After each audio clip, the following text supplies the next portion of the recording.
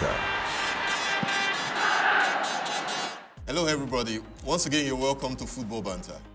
Football Banter is all about watching the beautiful game, expressing yourself while talking about your team and other teams. It's all about the fun of the game.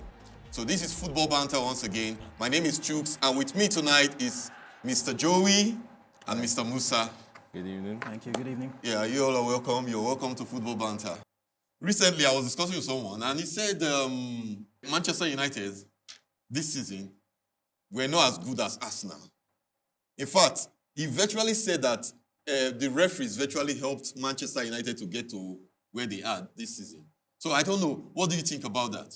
I think that's an accurate statement. If you look at the performances in terms of consistency throughout the season, I think Arsenal's been on top in the kind of football that we've played as well. It's been more entertaining. It's been more attacking. You know, United has had their moments, but I have to give it to Arsenal. It's not just because I'm an Arsenal fan. Do you agree with that, Mr. Joey? So your question is, was Arsenal a better team? Better than United this season. Okay, let's I don't deal with sentiments. Okay. I'm very factual. Okay. We were in same competitions, yes? Yeah. Okay, good. And compared from last season, we finished 6th. Yeah. Arsenal, we finished 5th. We both improved by 3 points. 3 positions, rather. Mm-hmm. Arsenal finished 2nd, we finished 3rd. Good. And then, besides the EPL, what competition did Arsenal go further than United? Europa League, we went further. Okay. Carabao Cup, we went further. Okay. FA Cup, we went further. So what's the justification that Arsenal had a better season this year? Did you hear that? Let me just say what I was talking about. Maybe I wasn't specific enough. Is in terms of performances on the pitch. You know, like in football, it's not always about. You can have a team that doesn't play an entertaining game or what you say is a solid game on the field, but they might come out and get a few trophies. You know what I mean? But in terms of performances on the pitch, if an alien was to come and look at the EPL and say, okay, just by watching the games on the field and not look at the table or the league position or whatever, they say Arsenal's a better team. Yeah. You know, we've just been unlucky in a few instances, and then towards the end, the youthfulness of our team was exposed. So indirectly, I was trying to say that Manchester United were not playing beautiful football. They were not playing well. They were just being lucky. I won't say they're being lucky. I won't said go they as were far as lucky. saying they were lucky. Yeah, I didn't use that word think I heard specifically. that. Yeah. Okay, You're implying I said lucky. Chuk said it, and then you went with it. Oh, really? I said it? Yeah. You said, okay. You said some people said that Yes, they were lucky. yes. A friend with said decisions and everything. How were we lucky? Arsenal and United both had joint lowest penalties in the league this year. Okay. This season. So what were we being Okay, gifted? but they went further to tell me that the referees have been favoring United. Take for instance the FA Cup final. Okay. I learned the penalty came from nowhere. Yes. You know, so what can we say? I think that one goes ahead to justify what that guy said. But from That the referees have been favoring United, and City had like 2 clear penalties which were not given to them. Okay, to speak to the United penalty, the rule as presently constructed, dictates that was a handball. So you can argue, that's not his natural position. Yeah. That if a player should jump, won't his hand be like that? You know, that's beside the point. But as the rule is currently constructed, it's a handball. The debate can now go further afterwards and say, okay, should we modify the rule to reflect what is a natural position, what is our unnatural position, that. You know, that is a separate discussion. But as the rule is currently constructed, from what the EPL is using, it's a handball. You understand? So when people are complaining, I said no. For example, similar thing was done to Shaw, game against Brighton. Luke Shaw. Shaw was shoved in the back. Yeah. His hand went up. Ball touched his hand. Yeah. Penalty. Last minute penalty. McAllister World Cup winner took the penalty. Brighton won 1-0. We're not. Nobody was up in arms saying, but whenever it's a United issue, because probably over time the United has been used to winning. So most rival fans really do not like us as much. So in other words, because United have been used to winning, you are trying to say that Arsenal has been used to losing. No, but I'm not. I didn't say used to winning. What you're implying. But indirectly, that's what you are saying. I'm just saying that most fans are happy with the situation that Man U is going through a rough time. Okay. No, most fans are happy because Man U supporters are one of the most boisterous, in your face, making fun of you, fan base in the whole Do they world. do that more So, than the Chelsea fans? United are bad. United are bad. In terms of really? that. So like, Really? most people admire Man United, Yeah. but I think years of being on top has made them arrogant, and it's not something that people are going to forget. Wow. Okay, indirectly, like you said, when you said Man U are used to winning, so people are jealous, and probably Arsenal, indirectly or directly or indirectly, Arsenal are used to losing. So are you trying to say now that Arsenal going to the Champions League next season, that that space is a wasted space? Well, The Arsenal is going to waste the space. I'm not Nostradamus, so I don't know tomorrow. Okay. But then as it is, there are better teams in the Champions League right now. Oh, really? And to be fair, without bias, Arsenal has a chance to really go far. Would I say they would win it? I don't know. Honestly, I do not know. But would I say they have a better chance now than last year? I would say yes. And then it's important to know that the format for the Champions League is changing. So the best time, the format that we know it as, because there's going to be an expansion, and next season is the last time it's going to be in this particular format with the number of teams and all that. So it's their best shot if they want to win it. Their best shot, because there'll be more teams. Yeah. From 24-25 season, there'll be more teams. So as presently constructed, Arsenal has the best chance of all the times they wanted to go there to win it with the squad that they have. So indirectly now you are saying that after this season, it will be harder. It will be difficult for them. It will be more difficult. In other words, it's not impossible. Not been able to win it. Not up impossible. to this moment, it'll be harder. It will be difficult. Yes. As in other words, you are saying they will never win it. I didn't say that. I said I'm not Nostradamus. Yeah, okay. But I said this is the best chance.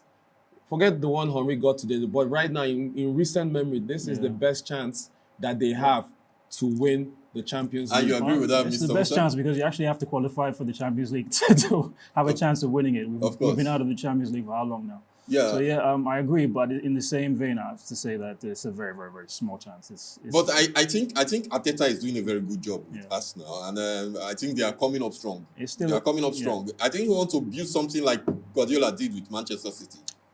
So if he's able to achieve that, I think Arsenal going further will be performing better. It's a gradual process. You can tell the team has been growing every year, getting better, additional players, weeding out and removing players that don't fit his game style. So I'm optimistic, but in terms of winning Champions League or even Premiership next season, I hope for a surprise. Like this season was a surprise that we did as well as we did. Yeah. But I don't think we're going to win any of those big competitions. Okay, you're not giving Arsenal a chance. For big competition, I'm not going to hope because we've been Arsenal supporters for a long time now. We know what hope does. now let's come to the players now. There was this comparison between Thomas Partey and Casemiro. Who is better, especially in the league this season? The two of them they've had their own moments. So there was this argument that Partey is better than Casemiro. So what do you think about that? I think I know you're baiting me into this question. No, I'm not baiting you. I'm just throwing it to you because I had this argument with someone, and I'm trying to know. Stats wise, even though that's not the primary, offensive wise, Casemiro has better stats this season. As a talent, Casemiro is the better player. Even when they were in Spain together, he is the better player. He has been touted to be United's best signing alongside Martinez. Yeah, I agree with you. He's been, to the best of my recollection, nominated for among the players for Team of the Year. Partey wasn't. There was a part during the season where Partey was performing very well, but then he fell off for whatever reason, injuries, adjustment to the league. There was a break. Same thing happened with some players. Same thing happened to Saka. Same thing happened to Rashford. There was a drop in that performance. So if you're giving me in totality of the season, I would say Casemiro was the better player. If Casemiro, so I put this question to people that irrespective of club allegiances, if I said if Casemiro was to slot into your team, if you had the chance to have a Casemiro over a Partey into that team, now who would you take? People always take a few seconds to answer, you know. Okay. So irrespective of where your club allegiances go, Casemiro before he even came was top 3, top 2, whatever DMs in the world. Won back-to-back, multiple Champions Leagues, you know, and the only reason why his ability is being drawn into question, like I said, like I intimated before, is because he's playing for a particular team. But as a talent, as an individual, stat-wise, offensively, you know, I can't say what his stats are off the top of my head defensively, you know, if they're better, but offensively, they are better. So in my estimation, in my opinion, Casemiro is the better player. Is the better player. Then Partey is this season. I'm limiting the discussion to this season. Yeah, of course, we're limiting it to this season. So that's my... I'm not saying you want to agree with that. I hate to, but I have to agree with him. You know, Casemiro, before he came... Definitely, nobody would have questioned who's the better player. Of course. Earlier in the season, you might have said Partey. Yeah. But I think in the end of the day, even in terms of importance to the team that they play for, I think Casemiro has been probably a greater, a better player of late. Certainly. Yeah, because there was a time Partey was on top. When it comes to the Partey was very important for us at one point. You know, without him in the team. Later on, just like you said, he fell off. Then Casemiro took over in United, and so Casemiro has been consistent anyway. Because I know this season both of them won player of the month. I think Partey won once for February, and Casemiro won for October. You can see, like, for both teams, when both players were not available for selection, you can see the difference. They felt it. They felt it. The teams felt it. United felt it very. We got run over in midfield by mid-table teams. You know, I would even go as far as saying that at one point, probably I may be wrong, but I think that even Arsenal had a better cover for Partey. Yeah, I think Arsenal did. Arsenal did better generally with dealing with the injuries that United did. Rashford went out for a while, we felt it. Yeah. Gabriel Jesus was injured, Nketiah stepped up. Actually. At one point, Saliba went down the very first few games, Holding stepped up. Yeah, the first few games. Tomiyasu went out, Ben just cemented his place at right back. Tomiyasu came back, couldn't dislodge him. They couldn't dislodge him. You could even argue that Jesus coming back was detrimental. It was a I think so. Because he got used to an out-and-out striker. The reason why Gabriel Jesus left City was because he's Brazilian. They like to express themselves. He wants ball to fit. He wants to be involved in the build-up play. Look at City. Haaland needs 4-5 touches. He can go missing for 15 minutes. He can go missing for 60 minutes. Comes out with the match ball. That's just it. You know? That's Haaland. Look at today. It wasn't spectacular. No. He took a shot. If this guy was just a little bit more onside, Gundogan, it would have been a hat-trick. True. That's it. That's all you need. That's the difference between certain players and world-class players. You know, that's the difference. But let me go back to point. So I was saying that in my estimation, I think Arsenal gelled better with their injuries than United did. The only one that I know that really, really hurt them was that Saliba one. That Saliba injury. You guys tried with the rest, but that Saliba injury, the first few games Holding tried, but then in the long run, that's when you guys were having it really they fell apart. You could tell the difference. And so that's when you know when you have a top player. The difference, the gulf in quality between his replacement and him will tell you what that team is made of. We'll be back after the break. Thank you so much. Thank you so much. Thank you.